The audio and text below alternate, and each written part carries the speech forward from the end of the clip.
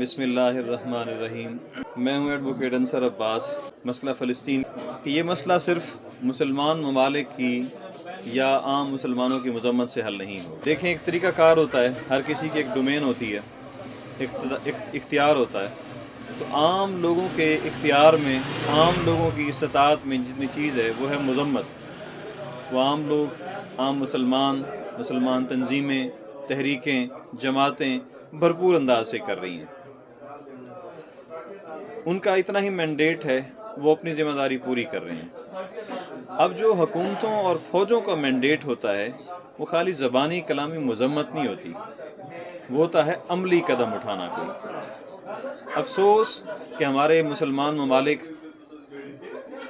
जहाँ पे सिविलियन हुकूमतें हैं या बादशाहतें हैं, और कुछ ममालिक जहाँ पे उनकी फ़ौजों का कंट्रोल है, जर्नैल हुकूमत में हैं, वो सिवाय ज़बानी कलामी मजम्मत के और कुछ नहीं कर रहे।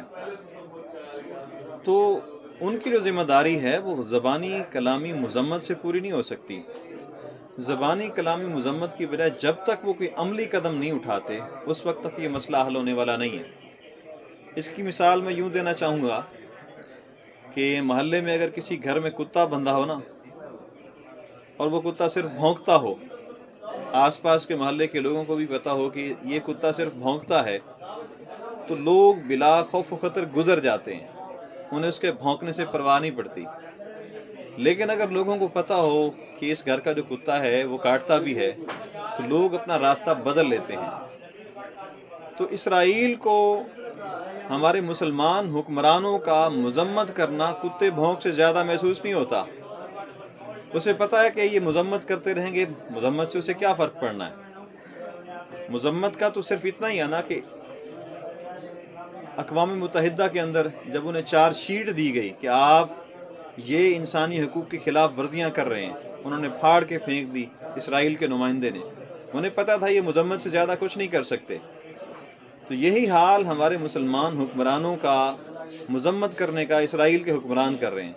तो मेरे भाई, इसराइल की मजम्मत से काम नहीं होगा, इसराइल की मुरम्मत से काम होगा। इस पे एक दोस्त ने कहा, जी आप तो जंग अजीम छिड़वाने की फिर बात कर रहे हैं, अगर मुसलमान ममालिक इस जंग में कूद पड़ते हैं तो जंग अजीम छिड़ जाएगी। तो मेरे भाई, आप पे हमला हो जाए उससे जंग अजीम नहीं छिड़ती। आप अपने मुसलमान भाइयों के दिफा में चले जाएं, उससे जंग अजीम छिड़ जाएगी। ये तो बुज़दिली वाली बात हुई ना। असल में आप फरार चाहते हैं, इस मसले का हल ही नहीं चाहते।